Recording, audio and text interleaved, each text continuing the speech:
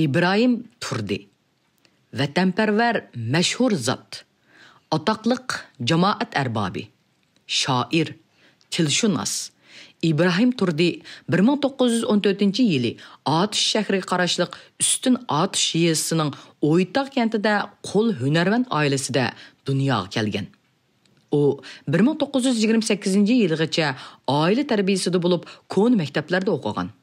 Eg'ir nomrodlik tufaylidan ish izlab O'zbekistonga borgan.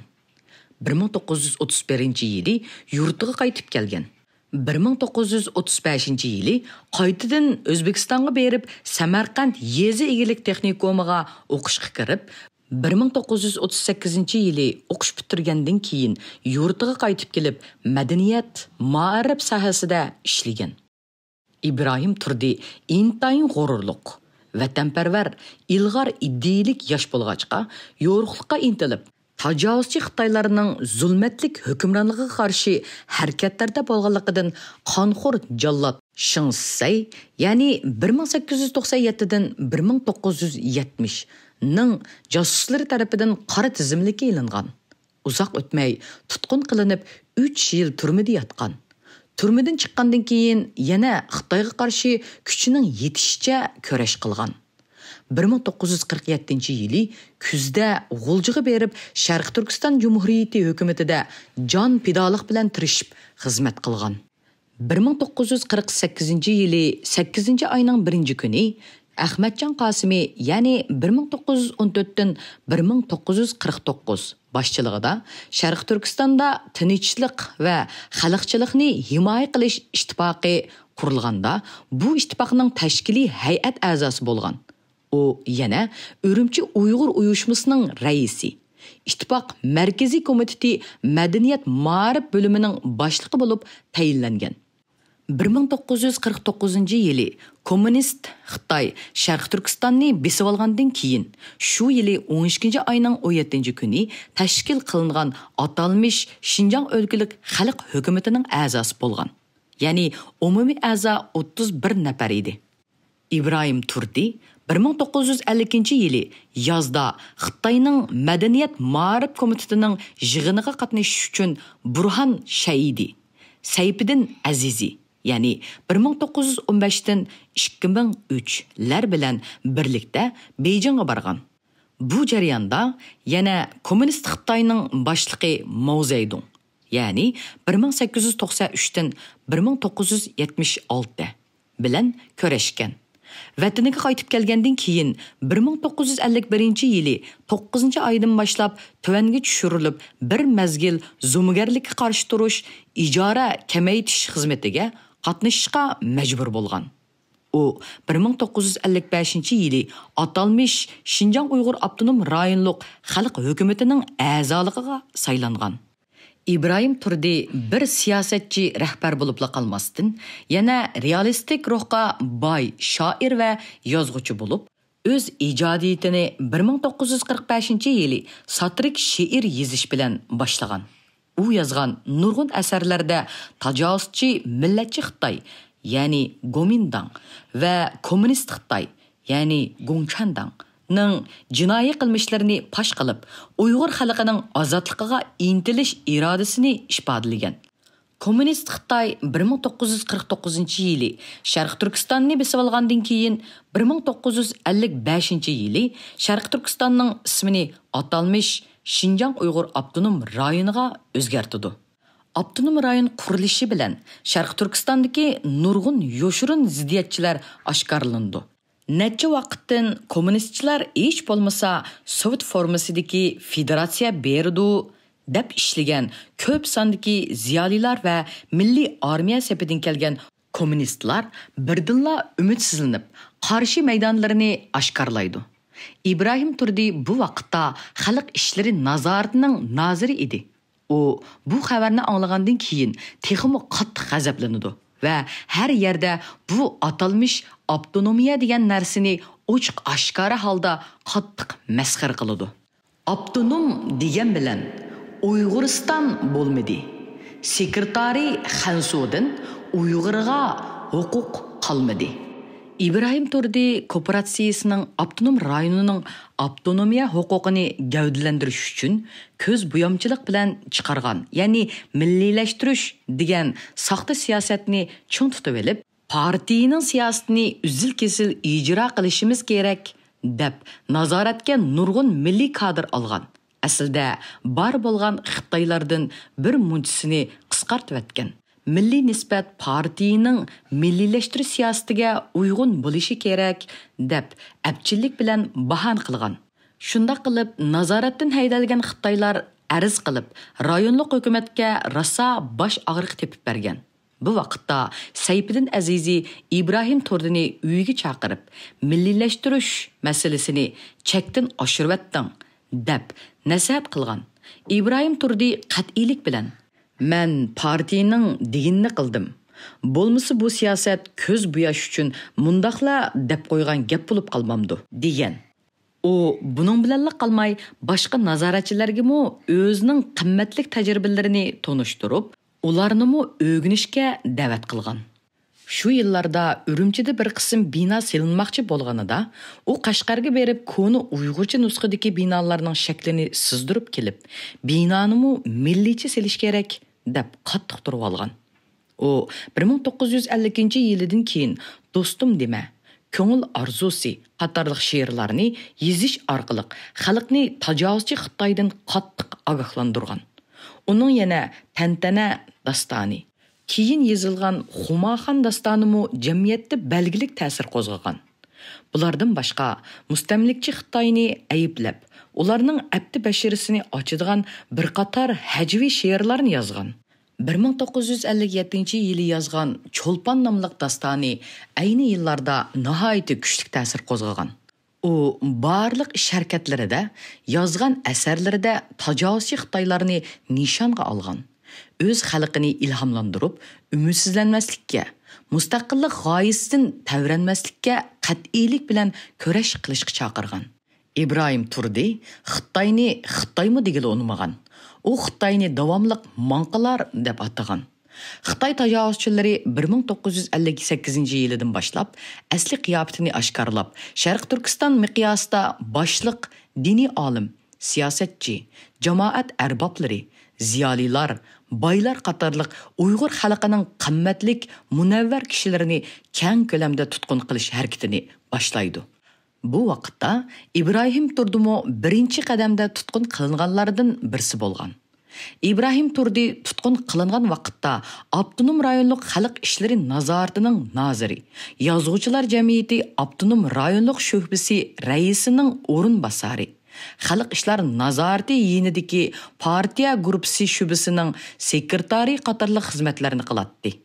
U 1958-yillari tutqun qilinishdan burun bir roman yozgan. Lekin Xitoy qasddan paydo qilgan madaniyat zo'r inqilobi deb ism qo'ygan ofatlik yillarda bu romanning varaqlari xalq kinoxonasi yinidagi adabiyot san'atchilar qorosida shamolda uchib yurgan. Buning bilan hech kimning kori bo'lmagan. Shu sababli bu romanmo uning boshqa nurg'un qimmatli asarlari bilan birga bizga yetib kelolmagan. Xitoy hukumati İbrahim Turdini tutishdan burun o'zining Xitoyni masxar qilib yozgan she'rlari va degan so'zlarini isbot qilib, uni ommaviy so'rovlarda ko'p qatim tanqidlab, ko'rash qilib, sesitgandan keyin rasmiy qo'lga olgan. Tajovuzchi Xitoy bu qatimqi keng ko'lamli tozalash harakatida tutqun qilingan Uyg'ur xalqining 10 minglarcha munavvar kishilaridan biri bo'lgan İbrahim Turdiga qandaq jinoyatlarni ortganligini, uning qandaq odam ekanligini, Xitoy Kommunistik partiyasi atalmış Şinjan Uyghur Abdunum rayonluq komitetining organ jurnali bo'lgan Alg'a jurnalining 1958-yillik 5-sonida mundaq deb bayon qiladi. O'ngchi ashaddiy yerlik millatchi unsur Ziya Samadi, İbrahim Turdi va Abdurahim Aysalarining partiyaga qarshi aksiyatchi bloki uzil-kesil tarmar qilindi. Şinjangda partiya ishiga yoshirinib kirib olgan koni yerlik millatchi, o'ngchi unsur Ziya Samadi, ya'ni 1914dan 2000, İbrahim Turdi, Abdunum rayonlik xalq ishlari nazoratining noziri, Yazğıçılar Suyuzi Abdunum rayonluq şöbesi rəisinin orun basarı. Xalq İşlər Nazarati yenidiki partiya grupsi şöbesinin sekretari. Abdurrahim Aysa, Abdunum rayonluq partiya komitetinin kandidat əzası. Ali Qazaq Abdunum oblasti başçılığının orun basarı. Larning partiyaga qarshi o'rinlashtirgan bloki, ya'ni guruhi tarmar qilindi. Ziya Samadi, İbrahim Turdi, Abdurrahim Aysalar azaldilla intayin uchiga chiqqan Uyg'ur millatchilari edi. Ularga uzluksiz tarbiya berilib kelingan bo'lsa-mu, ular partiya tarbiyasini qabul qilishni, mafkura o'zgartishini jahillik bilan rad qilib, boshdan oyoq partiyaga qarshi niyatda bo'lib keldi. Ular birinchi hujumini partiyaning milliy siyosatiga qartib, milliy territoriyalik avtonomiyaning yo'lga qo'yilishiga qarshi chiqdi. Xinjiangning mustaqil bo'lishini tashabbus qildi va ayrilib chiqish ko'z qarashini tarqatdi. İbrahim Turdi, Xinjiangda ikki cho'ng tog' bor. Sharqda Jungo, g'arbda Sovet ittifoqi dedi. Ular Ziya Samadining xalqaro yig'iniga qatnashgan vaqtida muvofiq fursat tepib, Xinjiangning mustaqillik masalasini o'tirib qo'yishni planladi. Ziya Samadi va İbrahim Turdilar boshqa millatlarning naqshi usul va sahna asarlarining o'ynanishiga intayin qarshi. Boshqa millatlarning naqshi usullarini ko'rsatgan Uyg'ur artistlarini doim haqoratlab keldi. İbrahim Turdi bilan Abdurrahim Aysa ochiqdan ochiq kooperatsiyalashishning afzalligi yo'q degan. Ammo o'zi tergan narsasini yelmisa, kooperatsiyaning qanday foydasi barkin tang degan. Ular ochiqdan ochiq yezi egiligining kooperatsiyalashishi bilan dehqonlarning turmushi yaxshilanib ketmaydi. Ishkimo yer sotsializmga boshlab borolmaydi degan. Azatlıqdan keyinki bir necha yildan buyon bo'libmi kooperatsiyalashishdan keyinki dehqonlar turmushining azatlıqdan burunga qaraganda dehqonlar zag'ridan qutulolmadi degan. Ular qo'l sanoati kooperatsiyalashtirilgandan keyin ishlab chiqarish rivojlanishining o'rniga aksicha orqaga ketdi degan.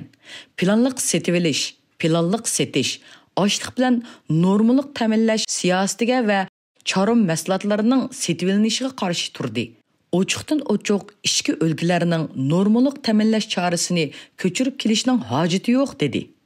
Ular avtonom rayonimizning savdo va moddiy ashyolar bilan ta'minlash chorasi qarta ishki o'lkalardan kelgan mollarning hammasi qimmat ham nachar. Dehqonlar ularni setivilib cho'ng ziyon tortmoqda degan.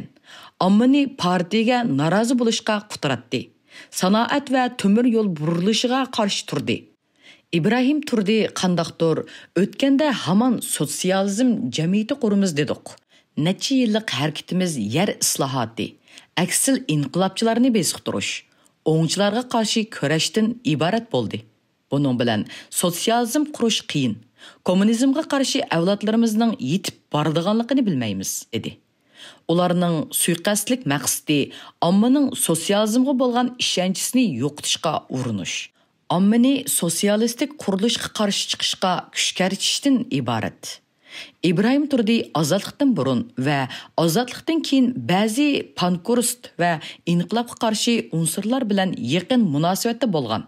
Ular yana Xansularni doim Xitoy, Tunguz, Qaraqchi, Balayu Afat, Manqa va shuningga o'xshash barliq so'zlar bilan haqoratlab kelgan. Yuqorqilar Xitoy hukumatining İbrahim Turdilarga ortgan jinoyatlarining bir qismidir.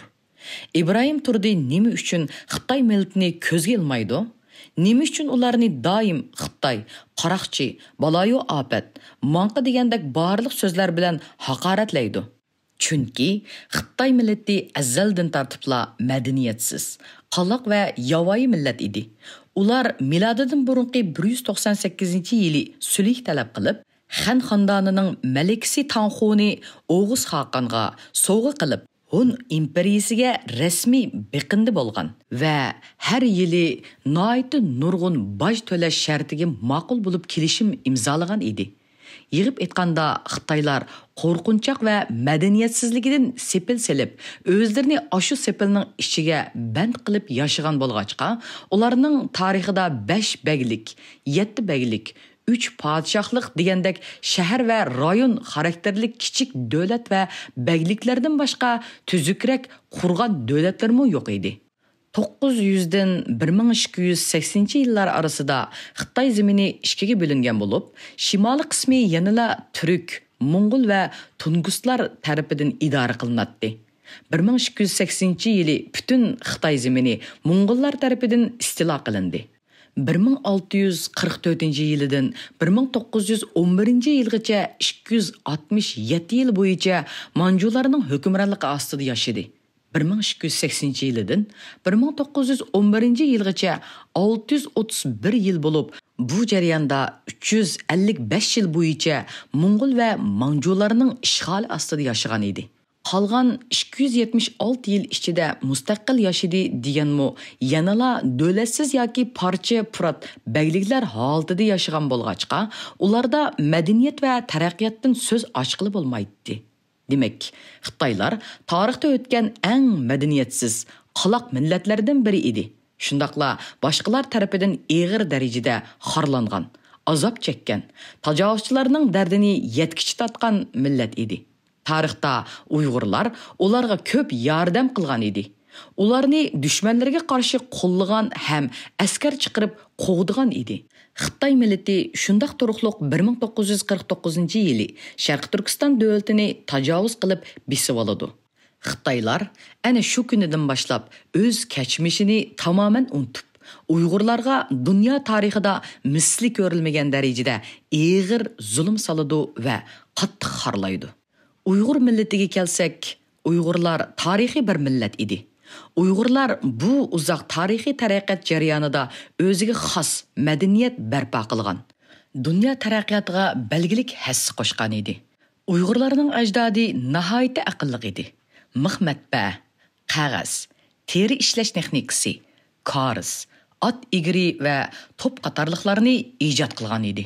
Dünya tarixida ta milodidan burunqi 7-asrda yashagan Alip Ertuğrul'dan başlap Oğuz Xaqan, yani milodidan burun 174'den 234, Qutluk Bilge Qağan, yani 683'den 747, Sultan Sutuqbora xan, 901'den 956, Mahmud Qashqari, 1008'den 1105, Yusuf Hasacib, 1019'dan 1085 dek dunyoviy shonliq imperatorlar va olamshumul olimlarning tarixi Uyg'urlarga oid edi.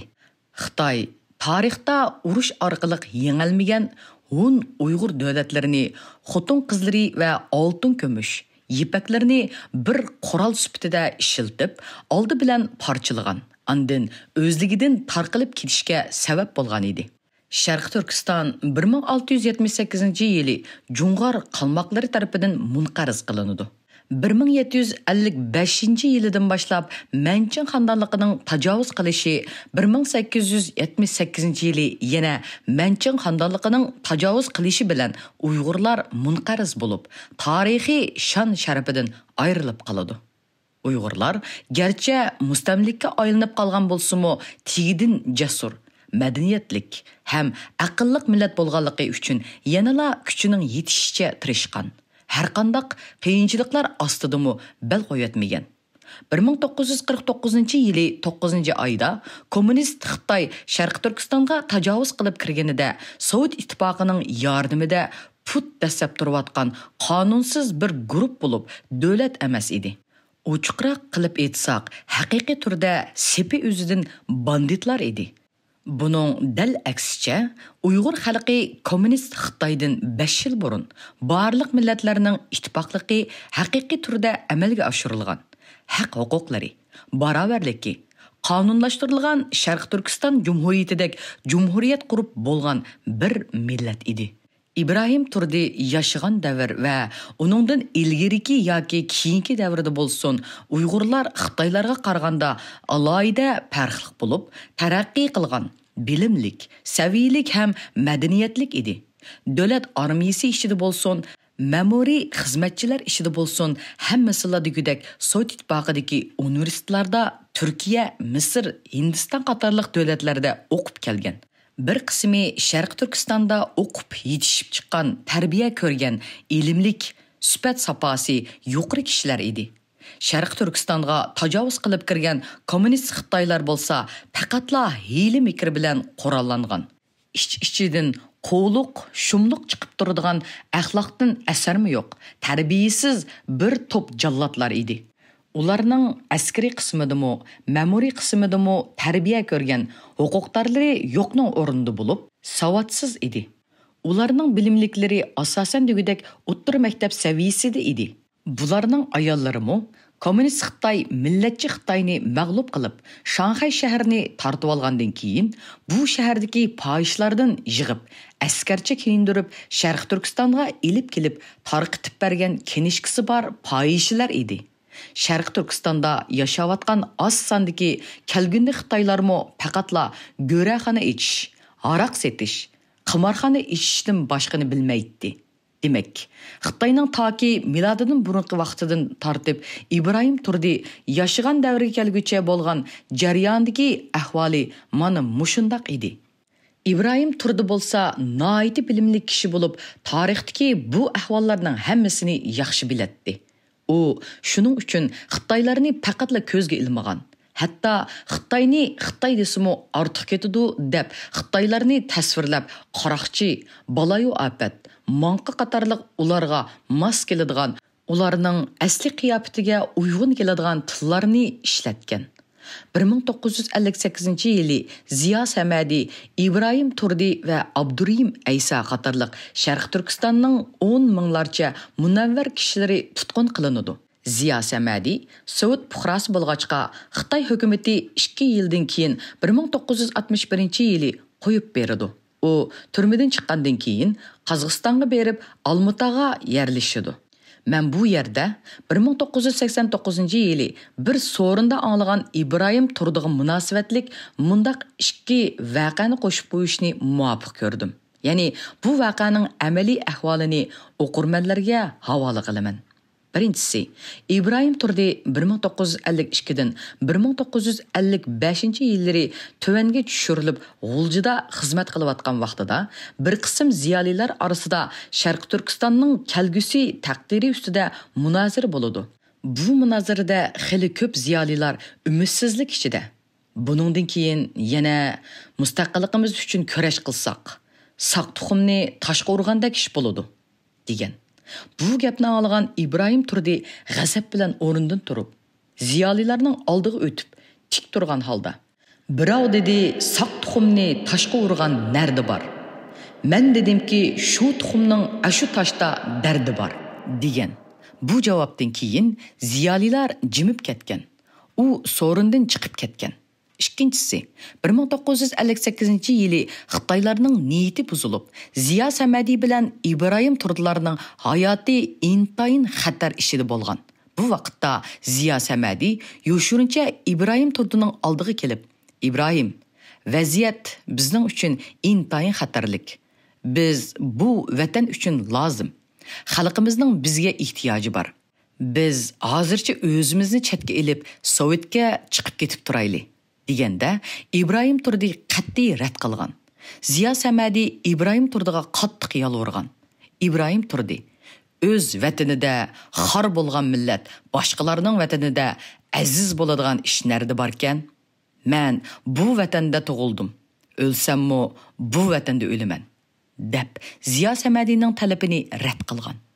İbrahim Turdi yana Xitoy hokimiyatining Uyg'ur ilibbasidagi 32 harfni qisqartmoqchi bo'lganidek razil planiga qarshi turib, hayoti badaliga Uyg'ur ilibbasini qo'g'dab qolgan. 1949-yili kommunist Xitoy Sharq Turkistonga tajovuz qilib besib kirgandan keyin o'zining Sharq Turkistonni uzun muddat mustamlika qilishdek shum niyatini amalga oshirish uchun ishni oldi bilan Uyg'urlarning yoziqini o'zgartirishdan boshlamoqchi bo'lgan. 1958-yildan boshlab Uyg'ur yoziqini Latin yozig'iga o'zgartirish planini boshlagan Xitoy 1960-yili 11-oyda sotsialistik inqilobning til yoziq sohasidagi ulug' g'alabasi uchun millatlarning texmi ittifoqligi va hamkorligi uchun ko'rishayli ismli kitobni nashr qilib tarqatgan. Bu kitapta Seyfeddin Aziz'ning qo'llanayotgan yezikning Şinjangdagi Uyg'ur, Qozoq va boshqa millatlarning tillariga muvofiq emasligi, uning murakkab va o'rganishga qiyinligi hammaga ma'lum. Sotsialistik qurilishdagi cho'ng sakrab ilgirlash va xalq g'ungshiylarining umumlashtirilishi natijasidagi taraqqiyotlar millatlarning til yeziqining taraqqiy qilinishini ilgari surmoqda. Uyg'ur, Qozoq millatlarining yeziqi hozirgi yangi taraqqiyotga moslashmay qoldi. Shunga koni yeziqni o'zgartish, uning o'rniga muvofiq bo'lgan yangi yeziqni qo'llanish xeylidan beri bizning oldimizda turgan vazifalardan biri edi. Bu qatimqi yig'in mana shu masalani muzokara qilib, yangi yeziq loyisini, ya'ni Xansu tilining funksiyalik ilifbasi asosida Uyg'ur, Qozoq yangi yeziq loyisini ishlab chiqdi. Millat kapitalizm davrida yo'qdan bar bo'lgan bo'lsa, sotsializm davrida yangi millatga aylandi. Kommunizmga borganda yo'qoladi degandek intayin zaharlik so'zlar yozilgan. Shunda qilib 1963-yili o'qish yiliga qabul qilingan barliq Uyg'ur, Qozoq boshlang'ich maktablarning 1-sinf o'quvchilari latin harflari asosida tayyorlangan Uyg'ur yangi yeziqi degan ilifba bilan rasmiy dars boshlaydi.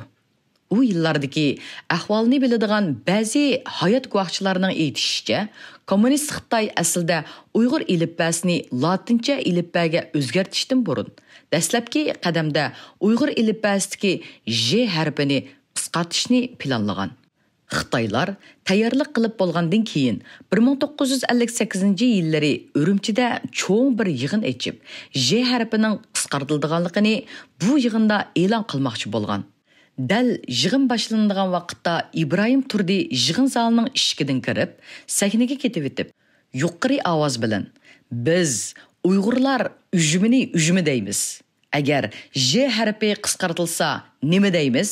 deginicha sahnaga chiqib, Xitoy hukumatining J harfini qisqartishiga oshkora holda qarshi chiqqan.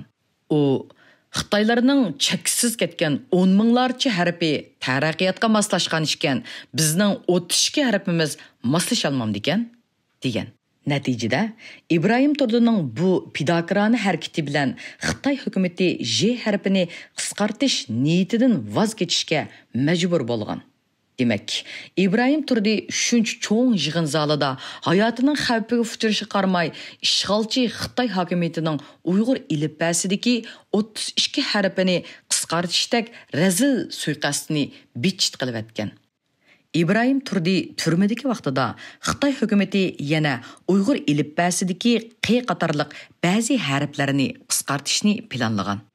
Hamda tarixda Uyg'urlarning harflarini o'zgartish ham qisqartishdek shum niyatini ma'rif nazoratining nozir bo'lgan Ibrohim Turdidek bir Uyg'urning qo'li orqali tasdiqlatib, qonunlashtirish ham bir Uyg'urga otifli qutulish suiqasdini planlagan. Ammo Ibrohim Turdi hayoti badaliga Xitoy hokimiyatining bu razil planini to'sib qolgan. Kunimizda bir qism davlatlarda ishlatilayotgan latin ilifbalariga qaraydigan bo'lsak, ular asosan 27-29 harflardan tarkib topgan. Ibrohim Turdi bo'lsa, bugungi kunimizgacha ishlatib kelayotgan Uyg'urlarning 32 harfini hayoti badaliga qo'g'dab qolgan. Ibrohim Turdi Sharq Turkiston yaqinqi zamon tarixida o'tgan vijdonliq, haqiqiy vatanparvar bir siyosiyon bo'lib, Uyg'ur xalqining qahramon o'g'lani, suyumlik farzandi bo'lishga munosib. Xitoylar Ibrohim Turdini turmida yillarcha qattiq qiynaydi. U Xitoy hukumatining barliq shartlarini rad qilib, boshdan oxiri Xitoylarga bo'yin egmay qattiq qarshilik ko'rsatdi. Vatanparvar mashhur zot, atoqliq jamoat arbobi, shoir, tilshunos, marhum Ibrohim Turdi Xitoyning turmusida qattiq qiyin qistoqlar bilan 13 yil yotgandan keyin 1971-yili 57 yoshida turmida qiynab o'ldirildi.